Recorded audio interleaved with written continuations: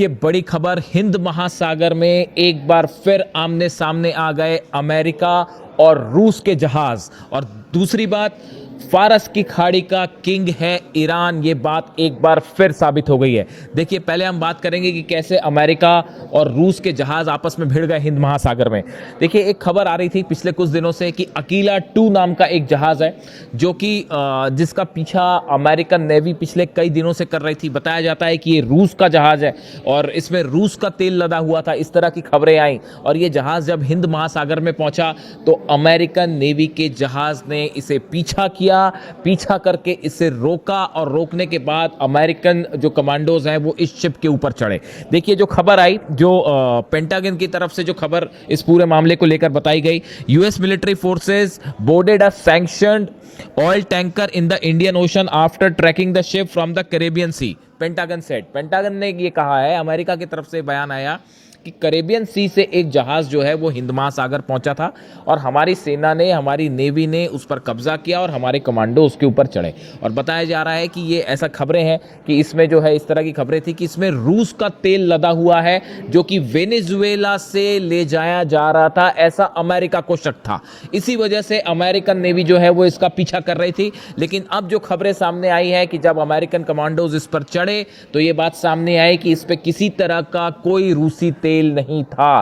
क्या इसका मतलब यह निकाला जाए कि रास्ते में ही इसका पूरा तेल एक शिप से दूसरे शिप पर ट्रांसफर कर लिया गया, या तेल कहां गया? अमेरिका के हाथ ये तेल नहीं लगा। देखिए, ये जो पूरा मामला है, जिस तरह से वेनेजुएला में हमला किया अमेरिका ने, उसके बाद बताया जाता है कि 16 जहाज जो हैं वहां से निकले थे वेनेजुएला से, जो कि अलग अलग दिशाओं में आगे बढ़े थे और अमेरिकन नेवी इसको फॉलो कर रही थी, इनका पीछा कर रही थी। देखिए, जो अकीला के बारे में खबर आई, the Aquila 2 is a Panamanian flag tanker under the US sanctions related to the shipment of illicit Russian oil. जो खबरें आई उसके मुताबिक जो अमेरिका का कहना है कि अकीला 2 ये वो जहाज है जिसपे पनामा का फ्लैग लगा हुआ था। बात नंबर 1, इस पे रशिया का फ्लैग नहीं था, पनामा का फ्लैग लगा हुआ था और अमेरिका ने इस पर सैंक्शंस लगा रखे हैं, इस जहाज पर, अकीला 2 पर, ये कहते हुए कि ये गलत तरीके से, गैरकानूनी तरीके से जो है वो ऑयल लेके जा रहा था वेनेजुएला से। इसलिए अमेरिकन नेवी इसका पीछा कर रही थी, इसे रोका गया और इसको कैप्चर किया गया। लेकिन किसी भी तरह का प्रोटेस्ट, जहाज पर जो क्रू था उसने इसका प्रोटेस्ट नहीं किया और ना ही इस पे किसी तरह का कोई ऑयल मिला, ना अमेरिका के हाथ कुछ लगा। तो ये एक प्रकार से जो इतना लंबा पीछा करते हुए आ रहे थे अमेरिकन नेवी, उसके हाथ कुछ नहीं लगा। और बताया जाता है कि इससे जो तेल था वो पहले या तो हटाया जा चुका था या इस पे तेल नहीं था। तो ये बात हुई कि किस तरह से हिंद महासागर में अमेरिका और रूस के जहाज आमने सामने आए और एक बार फिर टकरार हुई। अब देखिए, दूसरी एक खबर आई है, वो भी समंदर से जुड़ी हुई, और ये है फारस की खाड़ी से जुड़ी हुई खबर, खासकर स्ट्रेट ऑफ हॉर्मूज से जुड़ी हुई खबर। अमेरिका ने अपने जहाजों को, कमर्शियल शिप्स को, ये आदेश दिया है कि अगर आप स्ट्रेट ऑफ हॉर्मूज से गुजर रहे हैं, फारस की खाड़ी से गुजर रहे हैं, जो कमर्शियल जहाज हैं, तो किसी भी तरह आप ईरान के वाटर्स में, ईरान के टेरिटरी में प्रवेश ना करें, उससे दूर रहें। अगर आप ईरान की वाटर्स में जाते हैं तो आपके लिए खतरा पैदा हो सकता है।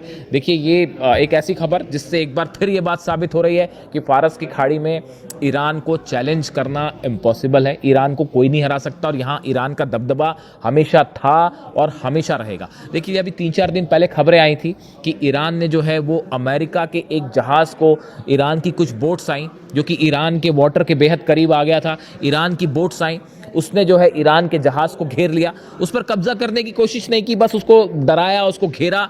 इतने में ही फिर वो जहाज़ वहाँ से भागना शुरू हुआ। फिर अमेरिका ने एक अपना जो है वॉरशिप वहाँ पे भेजा, बोट भेजी, और वो फिर उसको लेकर वहाँ से गया।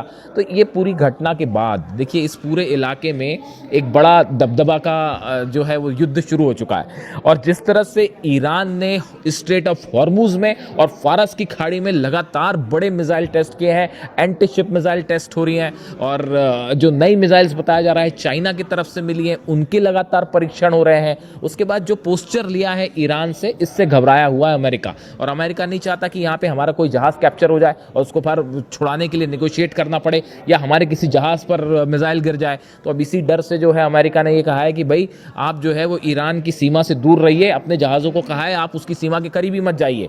और इसके साथ ही और एक बड़ी खबर जो अमेरिका की तरफ से गाइडलाइन आई है, उन्होंने कहा है, if Iranian Indian forces board a US flagged commercial vessel, the crew should not forcibly resist the boarding party.